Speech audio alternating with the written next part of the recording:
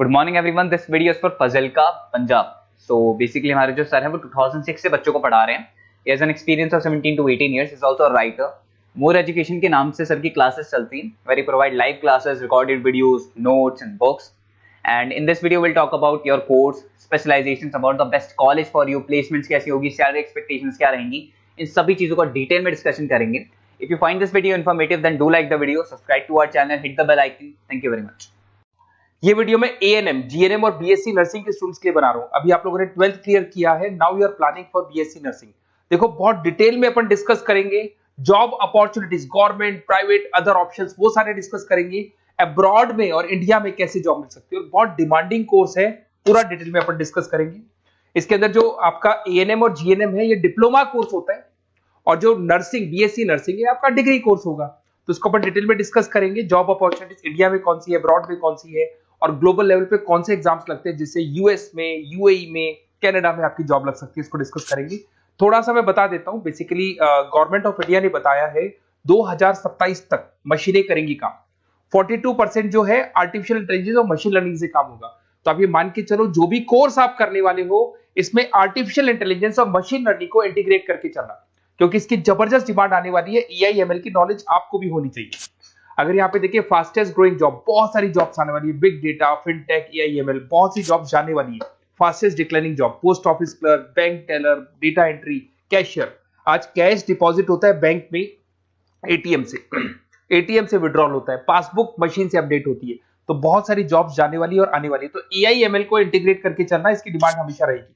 मेरा क्लासेस चलता है ऑनलाइन, ऑफलाइन, रिकॉर्डेड, तीनों मोड पे मैं क्लासेस ले रहा हूँ। मुंबई में मैं पढ़ा रहा हूँ, जयपुर में पढ़ा रहा हूँ।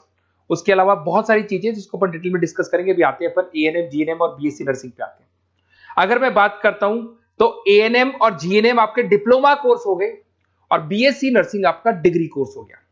एएनएम आपका 2 साल का कोर्स है, जीएनएम आपका 3-3.5 साल का कोर्स है, और अगर मैं बीएससी नर्सिंग की बात करता हूं तो 4 साल का कोर्स है।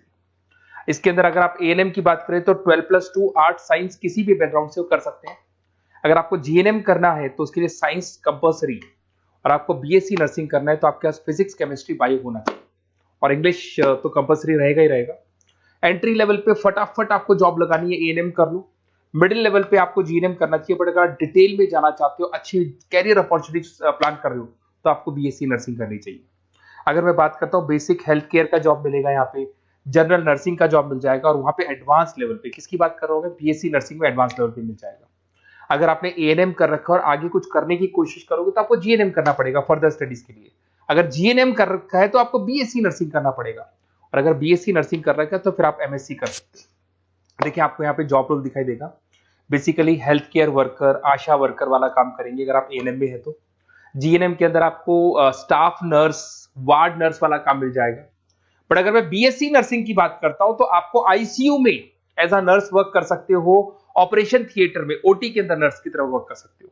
उसके अलावा नर्स एजुकेटर बन सकते हो, मतलब बेसिकली आप अपना खुद का जो क्लासेस बोलते हैं, जिसको अपन कोचिंग क्लासेस वगैरह खोल सकते हैं। अगर मैं वर्क एरिया की बात करता हूं तो हेल्थ, यहाँ पे आपको आंगनबाड़ी वगैरह में जॉब मिलते हैं। अगर मैं यहाँ पे देखूं तो आपको हॉस्पिटल्स में जॉब मिलेगा, इधर आपको आईसीयू में जॉब मिल सकता है, टीचिंग जॉब मिल सकता है, गवर्नमेंट हॉस्पिटल में जॉब मिल सकती है, प्राइवेट हॉस्पिटल में। किसकी बात कर रहा हूँ, बीएससी नर्सिंग की बात कर रहा हूँ।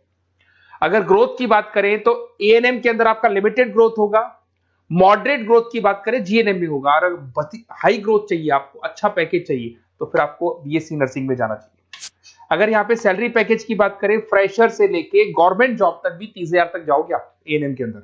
जीएनएम के अंदर फ्रेशर से लेके गवर्नमेंट जॉब तक भी पहुंचते हो तो 12,000 से 40,000 तक पहुंचोगे। और अगर बीएससी नर्सिंग में जाते हो तो फ्रेशर भी हो तो आपको 18 से 30 मिल जाएंगे, और गवर्नमेंट जॉब तक अगर आप पहुंच जाते हो तो आपको 60,000 के आसपास मिलने लग जाएंगे। तो बेटर है कि बीएससी नर्सिंग करो, थोड़ा सा टाइम ज्यादा लगेगा, बट आगे आपको पैकेजेस बहुत अच्छे मिलते हैं। अगर मैं यहाँ पे देखता हूँ, क्विक एंट्री लेनी है, एएनएम में जाएंगे, बैलेंस ट्रेनिंग वगैरह देखना है, जीएनएम में जाएंगे। और अगर long term career growth plan कर रहे हो तो आपको बीएससी नर्सिंग में जाना चाहिए। अगर मैं गवर्नमेंट सेक्टर की बात करता हूं तो एम्स में आपका जॉब लग सकता है, उसके बाद में आपका स्टेट गवर्नमेंट में जॉब लग सकता है, इंडियन रेलवे में आपका जॉब लग सकता है, इंडियन आर्मी में जॉब लग सकता है आपका। उसके बाद में पीएचआई, सीएचसी में जॉब लग सकता है, आंगनबाड़ी सेंटर्स में जॉब लग सकता है। और कैटेगरी वाइज एएनएम का एएनएम वाला जॉब लगेगा, जीएनएम का जीएनएम वाला लगेगा, बीएससी नर्सिंग का जो थोड़ा सा हाई लेवल पे जॉब लगेगा। उसके बाद में अगर मैं प्राइवेट सेक्टर की बात करूं, Apollo hospital, Fortis, Manipal, CK Birla, सब में जॉब लग सकती है। तो सारे ऑप्शंस आपके पास रहेंगे, आईसीयू, स्टाफ केयर वगैरह बहुत सारी जॉब्स है। एएनएम जीएनएम की कैटेगरी वाइज जॉब लगेगा आप लोग का। अगर मैं बात करता हूं एनजीओस की, तो इसमें health care India, red cross society, UNICEF, WHO, यहां पे आपकी जॉब लग सकती है और वो कैटेगरी वाइज आपका जॉब लगेगा। अगर मैं सेक्टर्स की, अदर सेक्टर्स की बात करता हूं, तो आपके पास एक ऑप्शन है, अगर आपने बीएससी नर्सिंग कर रखा है तो टीचिंग असिस्टेंट बन सकते हैं आप, क्लिनिकल इंस्पेक्टर बन सकते हैं।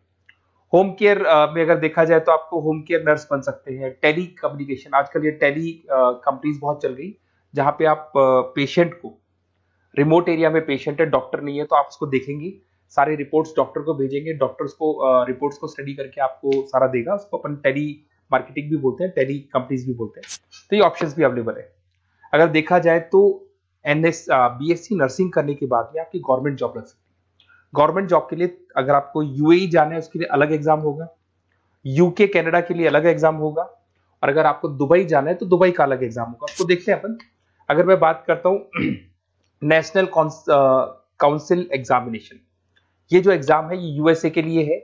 इसके अंदर आपका बीएससी नर्सिंग होना चाहिए, टॉफिल का एग्जाम भी आपका क्लियर होना चाहिए, और एग्जाम फॉर्मेट में ऑप्शन बेस्ड क्वेश्चंस आते हैं, 75 से लेके 145 तक क्वेश्चन रहते हैं। और इसका जो कॉस्ट आता है, बेसिकली एग्जाम का जो पेपर का कॉस्ट आता है $200 का कॉस्ट आएगा, और इसको क्लियर करने के बाद वो यूएसए और कनाडा में आपकी जॉब लग सकती है। अगर मैं बात करता हूँ दुबई के लिए, अगर आपको एग्जाम देना है तो DHA एग्जाम लगेगा आपका, दुबई हेल्थ अथॉरिटी करके एग्जाम लगता है। इसके अंदर आपका बीएससी नर्सिंग कंप्लीट होना चाहिए, 2 इयर्स का आपका एक्सपीरियंस होना चाहिए। एमसीक्यूज पेपर आएगा और $170 का आपका कॉस्ट आता है इसको पेपर को देने का, और ये वैलिड होगा दुबई हॉस्पिटल्स में। तो दुबई अगर जाना है तो ये एग्जाम आपको देना चाहिए।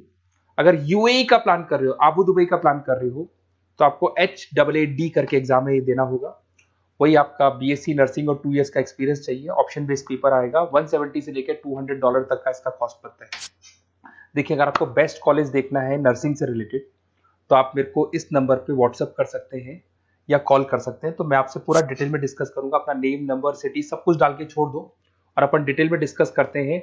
और अगर कोई भी कॉलेज से रिलेटेड डाउट है तो मैं आपसे डिस्कस करूंगा। Okay, best of luck.